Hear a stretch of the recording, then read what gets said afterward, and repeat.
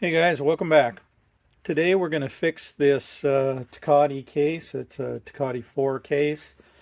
As you can see, the drain plug's been broken completely off. This is not at all uncommon. This drain plug has obviously been stripped out at least once before, and the hole's been drilled out and tapped quite a bit bigger, which leaves the walls really thin. And these are castings. It probably got broken by being over tightened again after it was drilled larger, or possibly something hit the drain plug and broke it out. As you can see, not only does the drain plug go up through here on the Tecate, but it also drains the clutch cover side. So we have to make sure that when we repair the drain plug, we put this hole back in so that the bottom of the clutch cover can properly drain. Otherwise, it'll just collect debris and it'll leave a mess. You can see that this motor's been apart multiple times before. There's various colors of, got some orange silicone, got some black silicone. The center was put together by using black silicone at one time, and quite a bit of it. It's been put together with Yama Bond at one time as well. So this little critter's been apart a couple of times. We got some damage here on the case. I'll zoom in a little bit. So right here we've got some pretty good scratches in the case where somebody must have pried on it. So we'll go ahead and clean those up at the same time so it'll seal up. But before we can get started on that, we need to remove all of these bearings so they don't get any heat damage and or they don't get any arcs while we're TIG welding them. So that's the first thing we'll do is throw this in the solvent tank. We'll get the mess all cleaned up and we'll get the bearings popped out. Since this is all hand work, nothing I can really, well, it's not worth the trouble to try and program it and put it in the CNC mill. We'll go ahead and set this all up and do it in the little Jet 16 manual mill and get that case machined out so we can put an insert in and weld it all up.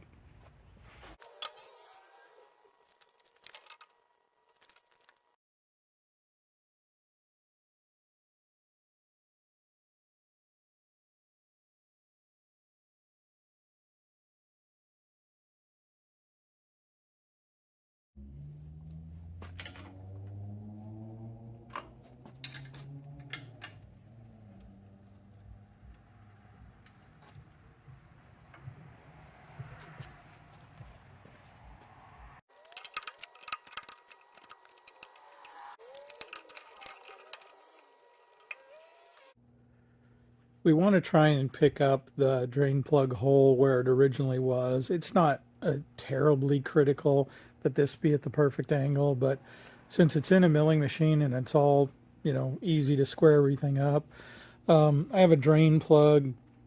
I have a couple of them that I've machined off in the lathe so that they're nice and square. They're steel.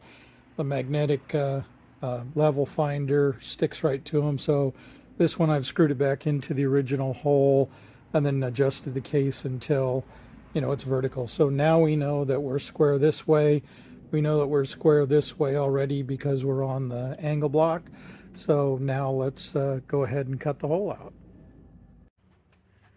I usually like to leave the vise on the mill all the times so that I don't have to tram it in square every single time, but sometimes it's just too big and too much in the way, and having everything off to one side to do this boring job was just getting a little cumbersome. So I went ahead and took the vise off this side.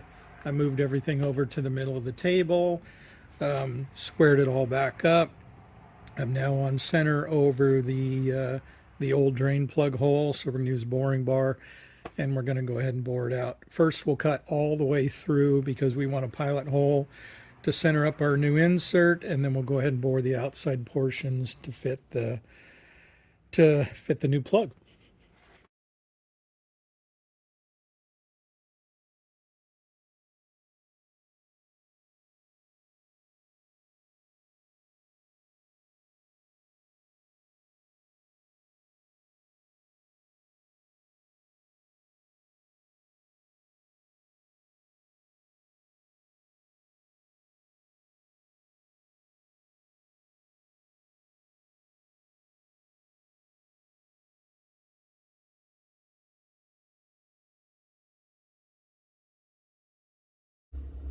All right, now you can see that we've bored all the way through here.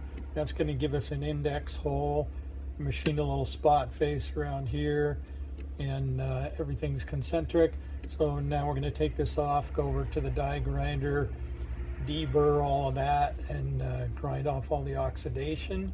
And then we'll take the plug and we'll get the plug ready to weld in.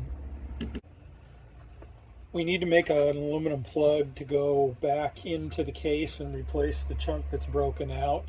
I like to do this by turning a piece of round stock on the lathe, and I can go ahead and drill it and tap it so that it's ready to go. Then all I have to do is plug it in, weld it, and chase the thread real quick, and I'm finished up. So let's go ahead and build that plug.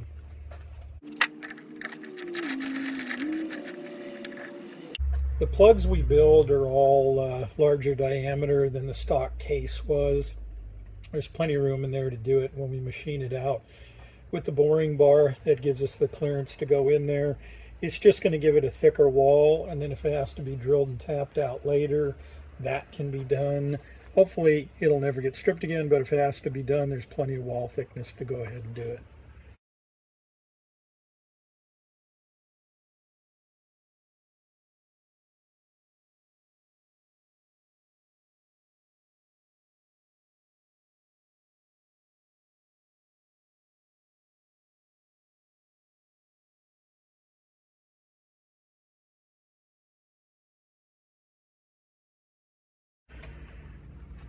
All right, so now let's give it a chamfer so we have a little weld penetration. Now we can go ahead and change tools and we'll part it off.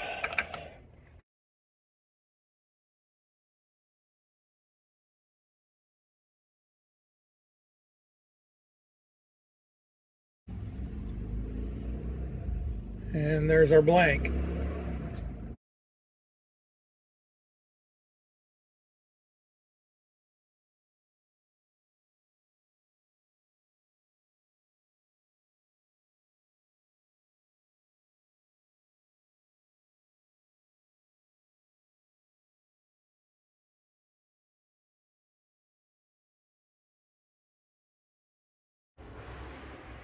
All right, we're back here at the welding bench. You can see I've gone over all of this and deburred it and taken the oxidation off. We have our plug. You can see it's threaded inside. It's got a nice face there. This hole is smaller. You can see there's a shoulder on here so that when the plug goes in, the plug will index on there. And then I'm going to go ahead and clamp it up here so that I know it's square. I'll go ahead and tack it in. I'll double check it, take the clamp off, and then I'll go ahead and run the weld bead around it.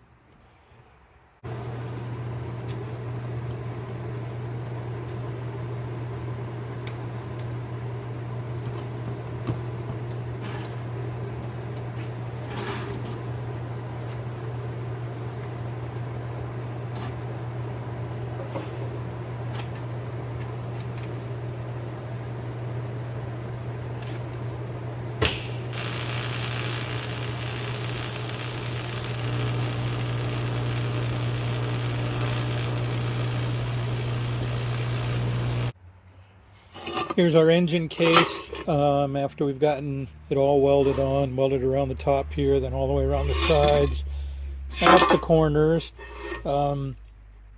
Did find an extra crack running right up along here when I was welding the bung in, so there's a couple extra passes here to clean all that up. The next thing we need to do is go back and spot face this off so it's nice and flat, perpendicular to the hole. And then we're going to put a small counter bore in there as well for an O-ring. You can see from the inside, it lines up with the original factory location. You can see that's that little index that we put into the bottom of the plug.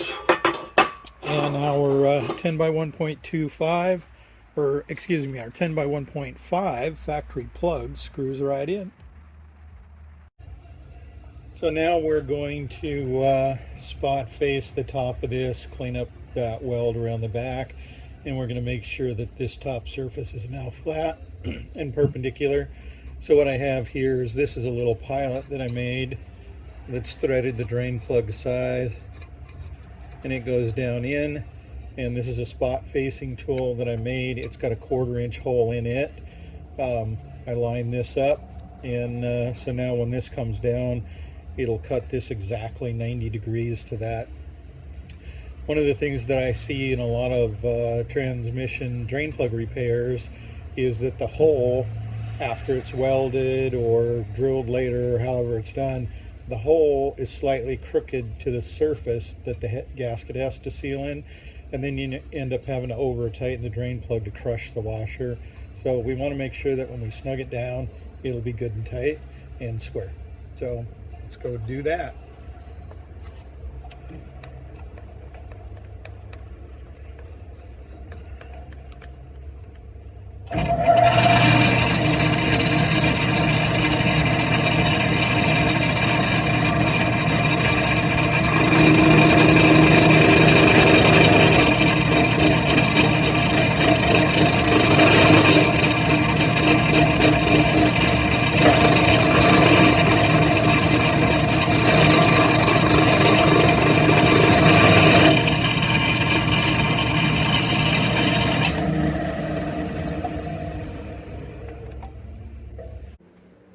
Here's what it looks like when it's all done. I've gone ahead and machined this off.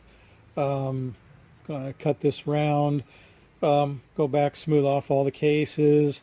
It's gone through dye penetrant to make sure that there's no cracks or pinholes. So all that's really left to do is put a drain plug in it and back in it.